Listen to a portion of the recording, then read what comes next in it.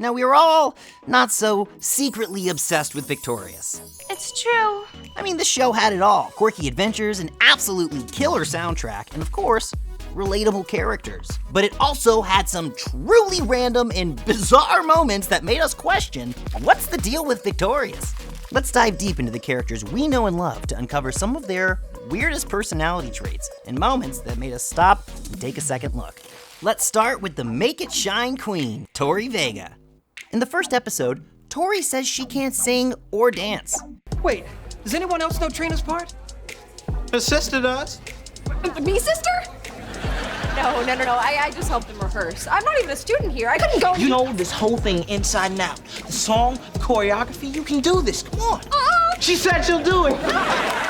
And then she proceeds to suspiciously blow the whole school away with a perfectly choreographed song? You don't have to be afraid. Me, sister? Oh, no. I just helped them rehearse. I'm not even a student here. If Tori always had amazing vocals, why didn't she audition for Hollywood Arts before? These kids are all artsy and creative and talented, and I'm just normal. Was it a fear of performing in front of others that kept her talents a secret, or was it because of her sister? Yep, I got the talent and she got the strong teeth. Speaking of Trina, this would not be a What's the Deal video without discussing the biggest head scratcher of the show. How was that? Loud? Awesome!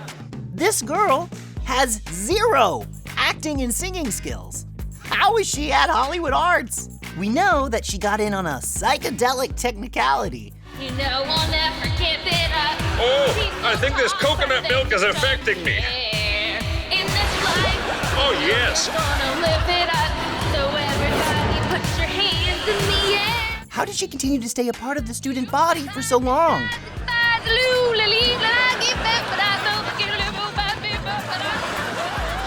Wow. She is just awful. It's the worst thing I ever heard.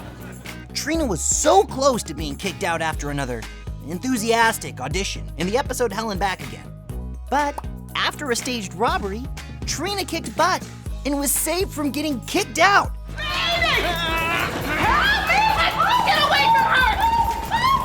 Ow! Snap! Maybe all you need to achieve your dreams is to be super confident. Or just be really good at Taekwondo.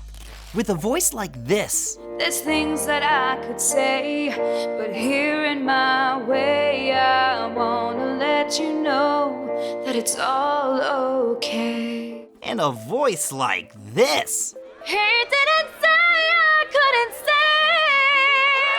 say. Jade and Cat definitely had no shortage of talent. But how did they never land a leading role? Please tell me now. I'll give you a gummy bear. In Steamboat Susie, Jade was casted as Tori's understudy. What's an understudy? Oh, man. So that means she didn't even get an actual role in the musical. Even Trina got the part of little girl with tuberculosis. Seems a little sus to us. Kat also never got a full song of her own. Of course. What? Nothing. I'm sure that's true. It is true. Of course, she performed duets and numbers like Give It Up and LA Boys. So let's give it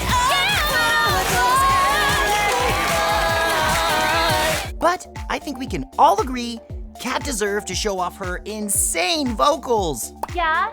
Yes? Now, the concept of Rex is already super weird. But what is the deal with him hitting on every single girl besides Kat?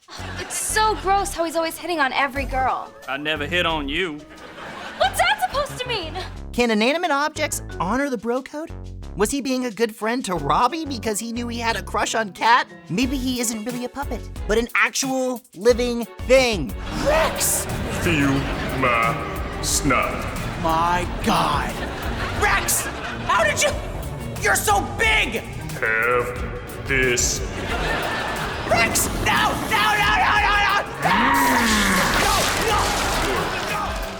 Is Robbie that good of a ventriloquist that you don't even see his mouth move? Okay, look at this clip. Zoom in. Closer. Stop. See? Not even the slightest movement. And in the bloopers episode, Robbie isn't even there. Who is controlling this puppet? You're a demon! Tori and the gang were always going on fun adventures and rocking the latest fashions. But who was bankrolling these young teens? You'd really find me someone to put up the money to produce my play? I meant that. Hey! Did she not say? It shouldn't be that hard to find someone to put up the money. Something like that. Throughout the series, they worked odd jobs here and there, but even minimum wage couldn't pay for their multiple weekly visits to Nozu and Karaoke Dokie. You order my food. You chew my food. You swallow my food.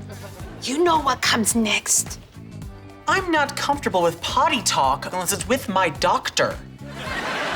No, Igmo. You pay for my food. Is that why we rarely see any parents? They must be working 24/7 just to pay for their kids' coffee consumption alone. This is the most gigantic cup of coffee they sell.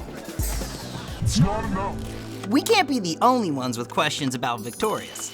You all voted, and the results are in. What made Andre's grandma lose her mind?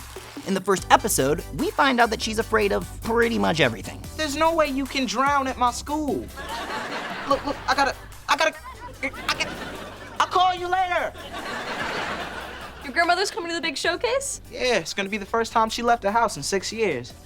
Why? Because the woman's afraid of everything. People, umbrellas, rabbis, bikinis, breakfast foods. So if she saw a rabbi in a bikini eating pancakes, The woman would burst into flames. Throughout the series, she's always in a constant state of fear. What's wrong, Grandma? The numbers on my clock changed again. It's a clock, Grandma. The numbers are supposed to change. What happened to my butter? And it seems that Andre is the only one to talk her down. Grandma, please go home. Okay, Andre! But it was never truly revealed what made Andre's grandma snap. What do you think happened? We can assume that she has definitely seen some kids. What the bug are you talking about? We've only just begun to scratch the surface of the strange and complex world of Victorious. What other Victorious moments made you say, what's the deal? Could it be the teachers, Hollywood arts, or even the Victorious specials? Let us know in the comments.